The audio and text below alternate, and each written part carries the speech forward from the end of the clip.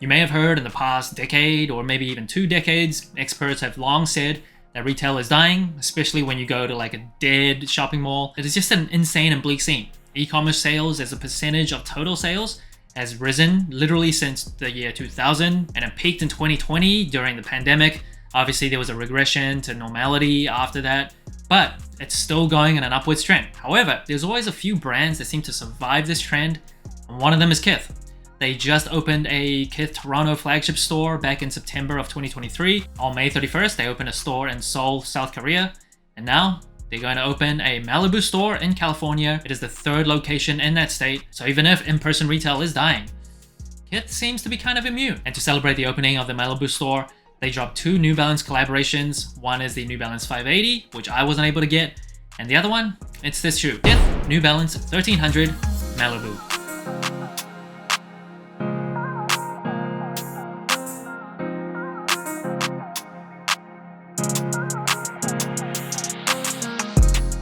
The shoe officially dropped on July 4th for $135 in the United States, and the New Balance 1300 was originally released in 1985, and back then it dropped for $130. Like, that was the price back then. So adjusted for inflation, it's about like $300 in 2024 money. So even back then, it was a super expensive shoe. It was marketed that way, and they brought this shoe back a few times, this time with a collaboration with Kith. And first impressions of the shoe, I will admit, and I've always said this in every video that I review a New Balance shoe, I'm not like a huge New Balance guy. Despite the big dad shoe, running shoe vibe that's very popular right now, I still can't get too much into it. I did want to get the shoe just because it's something different. I want to kind of expand the variety of shoes that I review. But yeah, I can't say that I'm in love with the silhouette, but in terms of the color, I do like the colors. Yeah, it's not the best, but it's nice and easy, nice and simple. Don't hate it. As an adult, there's only one reason to be dirty, and that is when you're doing adult activities. Every other time, you definitely should try to stay clean, especially when it comes to your sneakers. I try to keep my sneakers clean at all times, and the way I achieve those pristine results are products from Reshoevn8r. Now, my favorite one specifically is the scrub. All you have to do is to dip it in some water, squeeze out any excess water, and scrub away at any dirt, scuff marks. Look at this gunk that I have on my Jordan 3 Fire Reds. Not sure what it was. It's like oil, doo-doo, don't know what it is. Go over a little bit, dry it off, and the doo-doo is gone. So if you don't want to be a dirty go to the link below, use the code SOULINCLINED, and get 10% off any Reshoevn8r product, and stay clean. In the upper of the shoe, the base layer, it is canvas.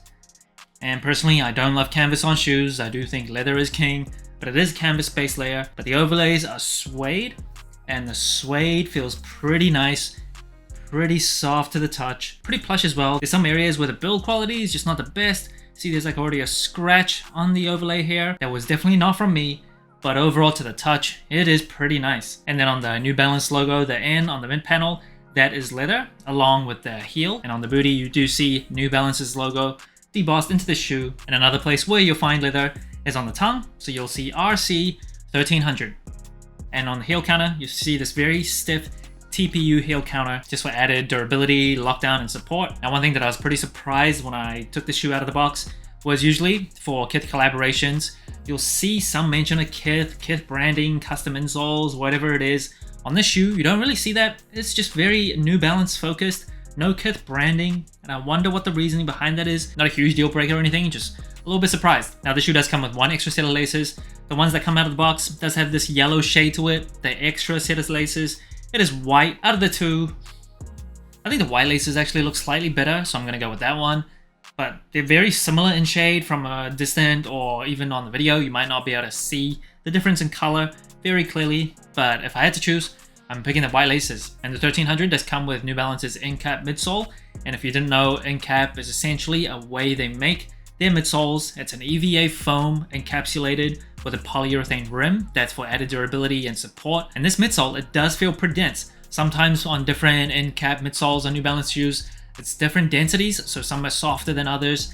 This one, I feel like, again, I'm not like a super expert on New Balances. This one I feel like is a little bit more dense than other New Balance Incap midsoles that I've felt in the past. And then the outsole, you can see this is very outdoor focused.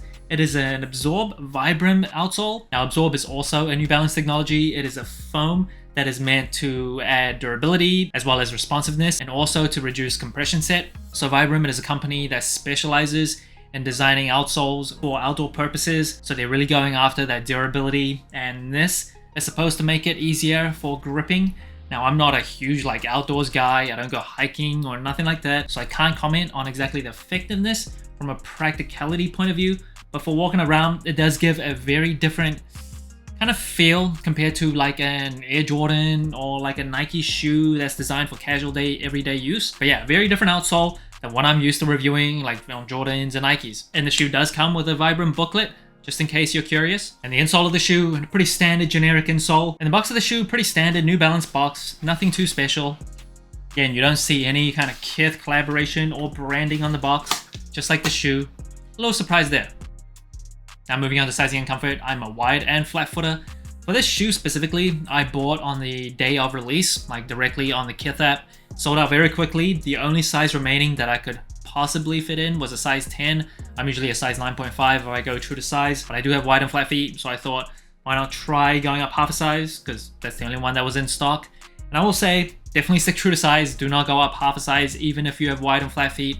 There's a bit of wiggle room everywhere around this shoe for me, so I don't love that. But in terms of the comfort overall, it is a pretty light shoe.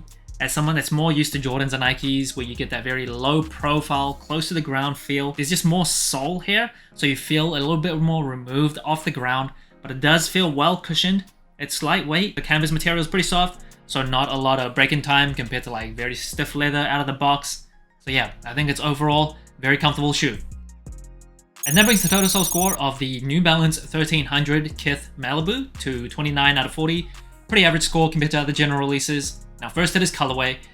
I don't mind this colorway. I think it is very subtle, very wearable, very easy and simple, but it's nothing that gets me too excited, so I don't mind it. But yeah, definitely don't love it. There's nothing wrong with it, but there's also nothing that tickles my fancy. And in terms of the materials, I don't love canvas, but I'm gonna be objective. The suede on the shoe is very nice to the touch. Build quality, there's a few scratches out of the box, but I feel like that's not an objective measure as well. Build quality usually does vary from shoe to shoe, but the suede that's used specifically, it is pretty nice suede. Can't complain about that. The small amounts of leather, it isn't the best leather or anything, but the majority of the shoe does have pretty nice materials. Definitely better than a lot of general release Jordan brand shoes. Now in terms of the comfort of this shoe, New Balance shoes are often pretty comfortable to walk in. For casual use, they work really well. The shoe is pretty light, very well cushioned in my opinion, well padded. Even as someone that generally 95% of the time wears Jordan brand and Nike shoes, takes a little bit of getting used to, but I think this is a very comfortable shoe. No complaints. Now in terms of the versatility of the shoe, I think just versatility wise, again, I'm not a huge New Balance guy, so I don't see it as often, but for casual use, for me anyway, I don't think it's that versatile. It's a very specific kind of dad shoe, running shoe vibe, which I know is popular right now, but just in a vacuum, I don't think it's the most wearable silhouette. But the wearability of the colors, super wearable, very subtle, nothing too loud. The brown is very standard as well, goes with a lot of different things. So overall versatility, I don't think it's the most wearable shoe, but it's definitely not bad. The other shoe that dropped as part of this release was the New Balance 580, which was the shoe that I actually wanted, but that one sold out way too quickly. I was trying to get it on the day of release on their app. I lost on both raffles, and considering how hard it is to win one of their Kith collaborations through the raffles or get it on the day, I'm bummed that I didn't get the 580, but definitely not bummed that I was able to get this shoe. So that's it. Thanks for watching. Sole Inclined. Let me know what you think of the Kith Malibu New Balance 1300. Like, subscribe, comment, all the good stuff. And remember, tomorrow may never come, so wear your shoes.